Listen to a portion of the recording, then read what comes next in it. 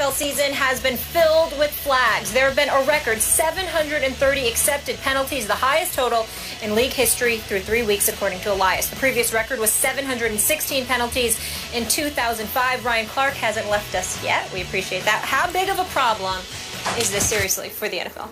It's a big problem because it makes games look sloppy. Yep, it makes it look unprofessional.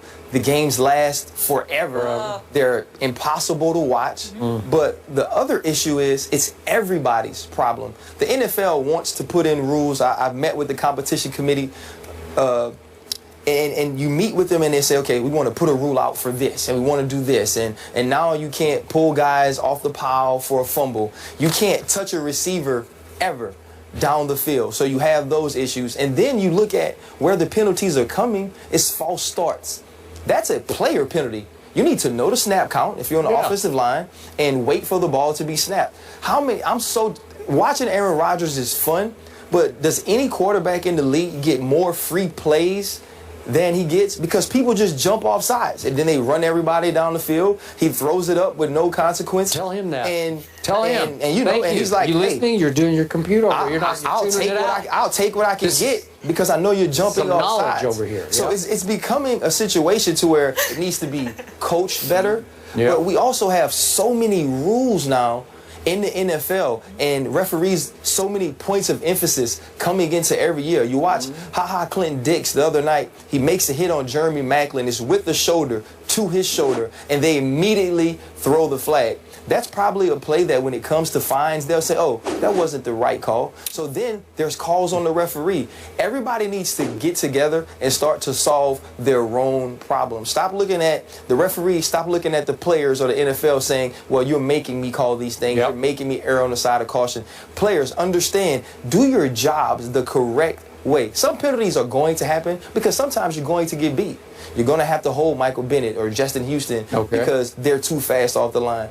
But a false start, that's something you can control. Jumping off sides, that's something you can control. You need to do those things. Those things need to be coached up and fixed because this is a professional game. We want it to look professional. Well, if you're saying that, Ryan Clark, then why are there too many rules? The fact of the matter is that it seems to me like the same rules were always applicable. Not to say that there aren't new rules, because we know there is. But the point that I'm trying to make is that when you talk about offsides penalties and things of that nature, and you're highlighting the lack of professionalism guys show because their lack of discipline in really applying the rules, then why are we talking about there are too many rules? Why are we not saying how these guys are not being coached well enough? I said it's an everybody problem. But to me, I don't know if it's a league problem. And the reason why I don't know if it's a league problem, you know you can't jump off sides. You know stuff like that. You know you can't have false starts. You know that. So that the last time I checked, that rule existed back in, what was it, 2005, when the previous record was 716. It existed back in 2000. It existed back in 1995, 1990, 1985. The list goes on and on. There's a whole bunch of rules that have been in place, but those rules seem to be similar. If they had a breakdown of exactly what penalties were being called, I think we have. I got it. The most is offensive line holding. That's what I didn't see that in here in this story. I'm sorry. I just feel that it was 730 penalties last year. It was 661, so it's up 69 from a year ago. I saw those numbers, but I would like to know what the breakdown is, because if we find out that it's rules that have been in place for generation that these guys are breaking, then to me that speaks more to the coaching. If it's new rules, then it is a combination of maybe the coaching and the fact that the NFL may be just adding too many rules. Y'all see where I'm going? Yeah. All right. Okay. By far the most, these are accepted penalties, not just called, but accepted. 154 holding penalties. That's by far the most. And second most is false starts accepted, 119. Holding and false starts. How long have those rules been around? You do realize, though, Stephen, I said that.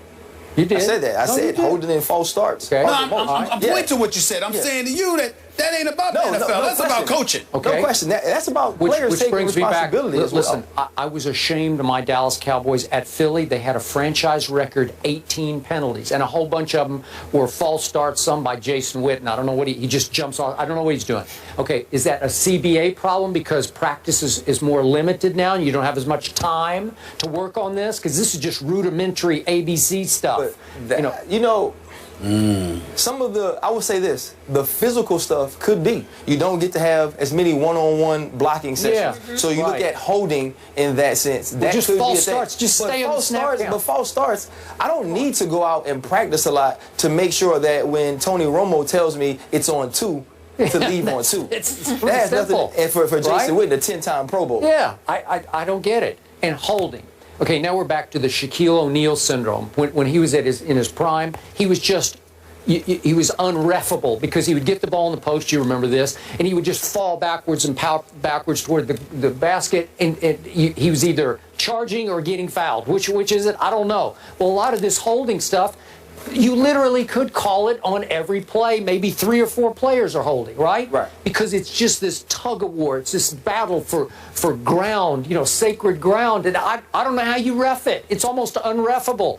You don't want to just flag every play, but you probably could flag every play. Right. I don't know how you mandate that from the league because they don't want blatant holding on every play. But then it's supposed to be an offense. The game's supposed to belong to the offense. You want to score more points. Well, then why have you called 154 holds? Maybe you should just let it go. What if you just let them hold? Well, right? well, they're taught to hold. They're taught that that's the way you block. You get your hands inside and you grab cloth. And so what's happening, though, these athletes on defense, when you talk about J.J. Watts and Justin Houston's and Ndamukong Suh's, these guys are unblockable most of the time. And that's why these things are happening. But Stephen A. makes a good point about the coaching. Guys have to be coached up in certain situations to do the right thing. Offsides and false starts, that's not coaching. A lot of those other rules are, and it's an emphasis on those things. It's also picking the right players. You got to find guys that can get these things done.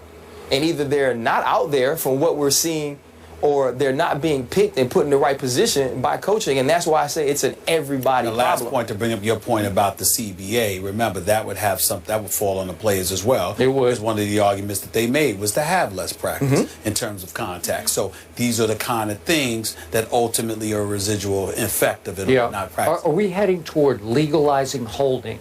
Just legal, just so you can just grab. No, I don't believe that. Because I think once you legalize it, it goes to the point where they don't even try to conceal it. Guys are getting run by, they're grabbing jerseys from the back, and then it becomes an injury problem, which the NFL and NFLPA are trying to protect players. Gotcha. It'll be interesting to see how the league responds. Ryan, thank you so much for hanging out with us. We appreciate it. Stephen A. approved of my suit, so because he's always on me, catching me in the hall. He's like, I don't know about that, brother. So well, right now it ain't even about your suits. I think you like trying to look like Ray Lewis with the muscles coming out of all of that stuff. You see how big Ray Lewis? Out, guns out. Somebody. Ray Lewis on Monday Night Football looking like he still want to hit people. Yeah, every time he puts his arms out this, man, he swole up. He even touching Steve Young and tripped over. I'm like, Ray, calm down. Calm down. All right, moving on. We're going to talk about arguably the face of the league who had quite a few flags called on him off the field this offseason. Brady with another win this year, but the latest one was in court. No, we have to talk about this. There's a reason why Stephen A. will tell you after the break.